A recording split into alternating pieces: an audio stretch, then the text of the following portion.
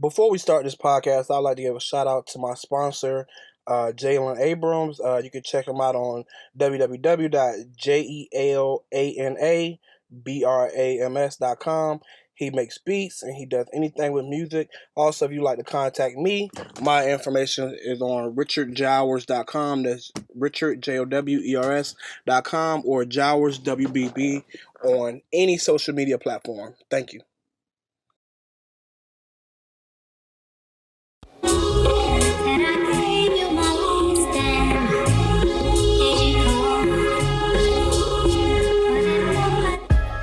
Greetings. My name is Richard Jowers, and this is my podcast. We will talk to and learn about some very interesting people. Our topics will mostly be about women's basketball, sports, finances, and life in general. Thank you for listening to my podcast, and here we go. Today, we have a very special visitor. She's one of the best exposure coaches and one of the best high school coaches.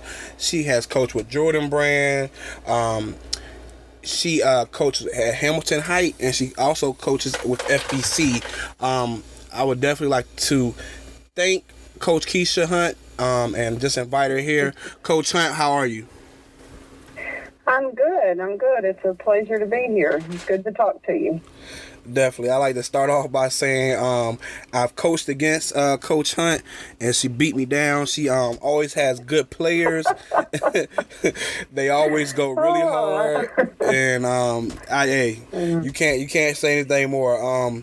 Coach Hunt, what I know that you played at Cleveland State Community College, I believe. Can you tell me I guess about your love for women's basketball game and what brought you to coaching women's basketball?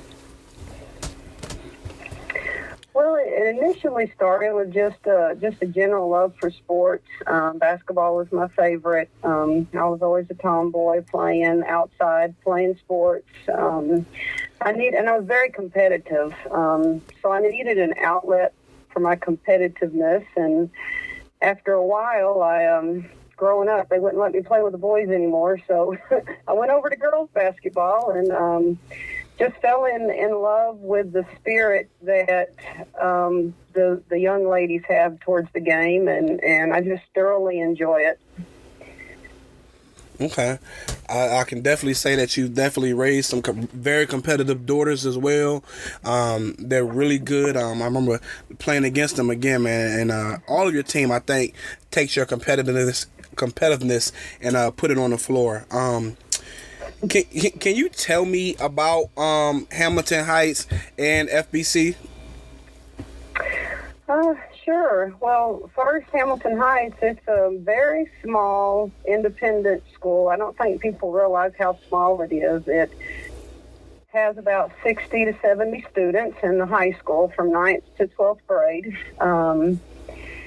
And we're a traditional school, though. We're not an online school. There's real teachers there, real classrooms. But I love it. All my kids graduated from there. My youngest is still attending there now.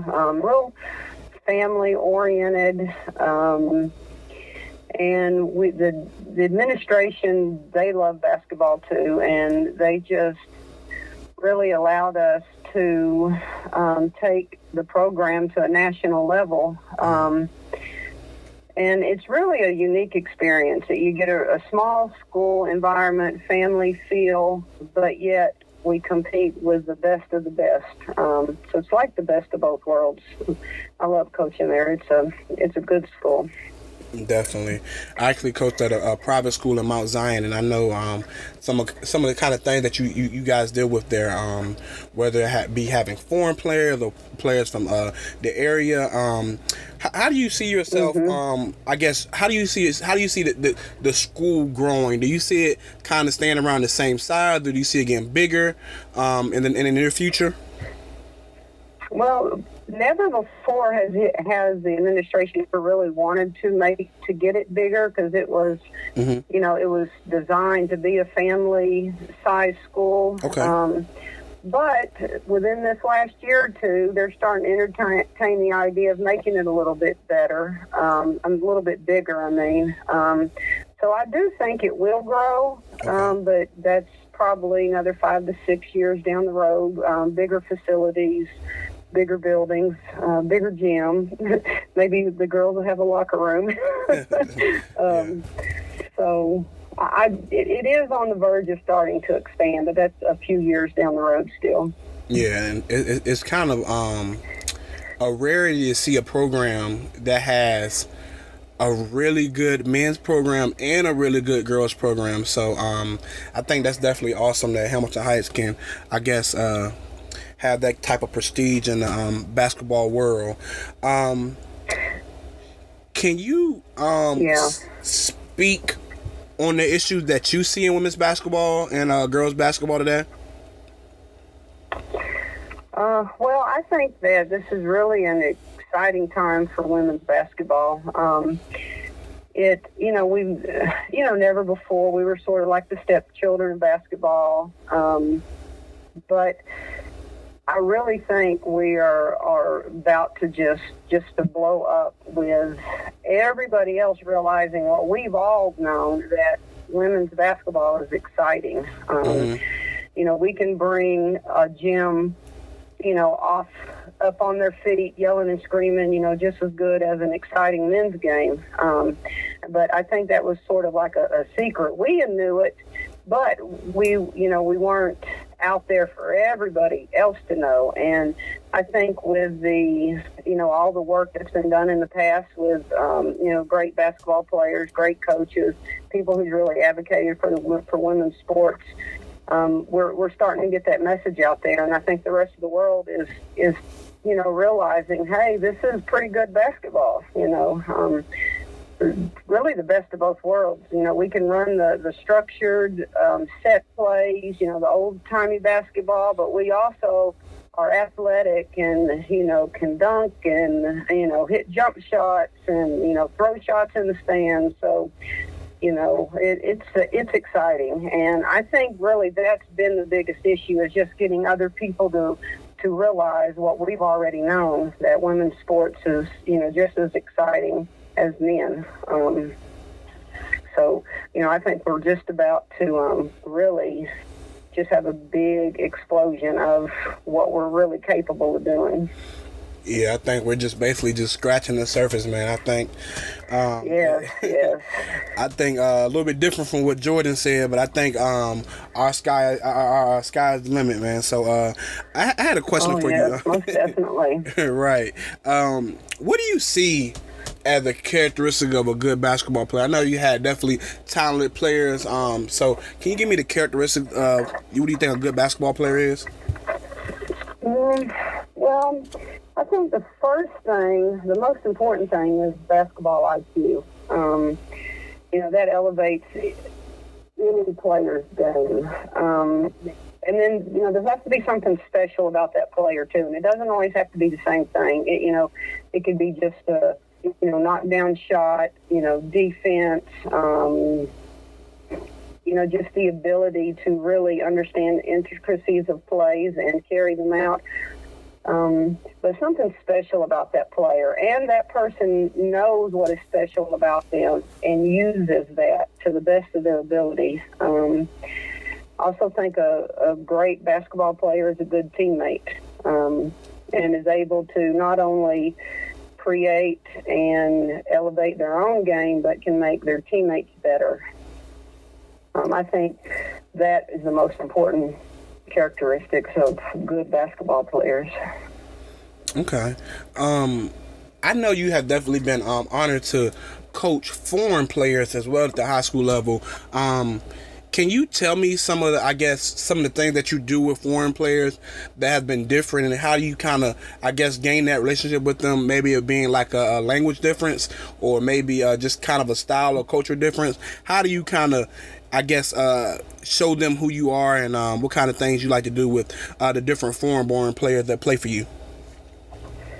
Well, I used to try to force the issue of getting them to conform to my way of thinking, or American basketball, but it wasn't until I really started to embrace the differences and And a team, you can't force a team to be a team. They have to grow together. They have to bond together, but you can't force it. It has to happen. So really just embracing their differences, us all finding a point in the middle where we can meet, because what's important is for us to all be on the same page.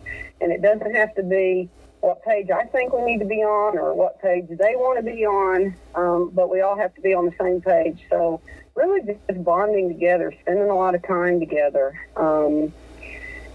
finding a way. Well, I'm a teacher. Basketball is actually my hobby. I teach for a living, and so I use my knowledge of what I've learned in the classroom to bond with students and get a relationship, because that's ultimately what's going to make them want to learn more, is that relationship. And I bring that into basketball too. And I don't approach it with them that, forget everything you've been taught, we're doing it this way. And really the best way is for both of us to contribute, or, the players plus the coach, and figure out what page we're going to be on together. But a lot of repetition once we figure that out, a lot of patience, a humor, make things a little funny. Sometimes I act like I know what language they speak, and they just think that's the funniest thing. And, so really it's just a relationship. Yeah. And really having a little mix of both. I've had teams where I had all local kids. I've had teams where I've had all international kids. But I've found the best teams are the teams that are mixed, that have some good local kids and some good international kids. And we just all bring the best from our own experiences and put them together. And there's no way that's going to be bad if we're all bringing the best of what we have and working together with a common goal. Okay, and you kind of spoke on education, so let's go that way. Mm-hmm. Can you tell me what advice, because again, you coach exposure basketball and high school, so you kind of have both Mm-hmm. settings. What do you tell your girls about choosing a school that's right for them? Well, my first message usually to them is not to get caught up in all the hype. Their own hype of how good they think they are, their hype, the hype of the college, the reputation of, whatever that team has accomplished or that school's accomplished in the past, and just find a school that you fit in well and you feel comfortable at. One that you have to get to know the coaching staff before you make that decision. And I mean more than just a few phone calls here and there, but do everything you can to find out about whatever your top schools are. And I want them to find a program that's still going to push them and challenge them to continue their growth, but also one that needs something that player possesses. You don't want to go to a school that has 5 or 6 players just like you, or their best skill is your best skill. And I think the biggest thing though too is just find a school that you're going to be happy at and passionate for, whether you're the leading scorer that night or you're the one cheering the loudest from the bench for whatever reason you're not playing that game, or maybe even that week, that month. You have to buy into something. So that's my biggest advice to them, is not to get caught up in, all the press about a school, their past accomplishments. They have to make it as personal as they can when making that decision. And no school is wrong for you if you have those connections. It doesn't matter if it's, what size D1 or if it's D2 or NAIA or even junior college. Education is education, and very few women go on pro, and even if they do go to pro, that's they're really not completely making their living off of that.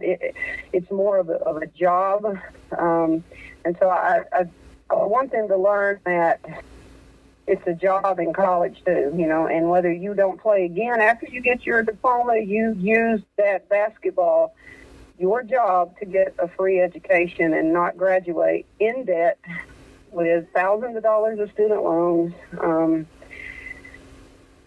That's the important thing. So I think the kids that get somewhere and transfer, they really didn't get to know that school before they went there. They decide to go there for some other reason other than them really getting to know the inner workings of that program. Definitely, and I think it's all about education. I think we need to start honestly giving these kids financial advice, telling them about student loans and taxes. Because I'm gonna be honest, I went to 4 high schools because I was homeless on and off. I didn't even know what a GPA was, much less a student loan. So I definitely think if people like you are definitely helping our young girls to figure out about those things in life that they don't know. I'm gonna put you on the spot. Yeah. I'm gonna put you on the spot now because you've had a lot of good players. You have players playing in the McDonald All-American game. Won championships. Have did a lot of great things. So my question to you is this: if you had a former or present player, and you can choose as many as you want,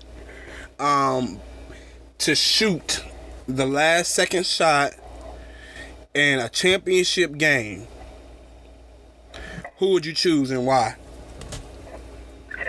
Well, I'm gonna do 2 former players, and of course, since this is a team sport and it's not individual, I'm going to sort of twist this a little bit, and I'm going to say I need Jasmine Massengale, but I need her to get the ball and get it to Ryan Howard to take that last shot.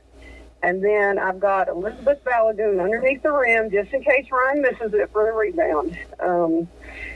That's my former players. And my current team now, some of the girls are coming in brand new, and I haven't really got to know yet. But of the returning ones, I'm going to have to go with Treasure for the last shot. Okay, I got you. Got it. Yeah, she's definitely a shooter, and she's going to go for that shot. And she has definitely a competitive nature that she's going to go get it too. Well, thanks, Coach, for speaking with you today. I greatly appreciate you being able to get with me. I appreciate it. All right, and thank you for everything you're doing for the sport and for the love of the game. It's been a pleasure to talk to you. Okay, and definitely, I hope to see you guys at Hamilton Heights. Definitely keep the tradition going and keep on winning. All right, thanks, Coach. I'll speak with you another time. All right. Okay, thank you. Bye. Thank you again. Bye-bye.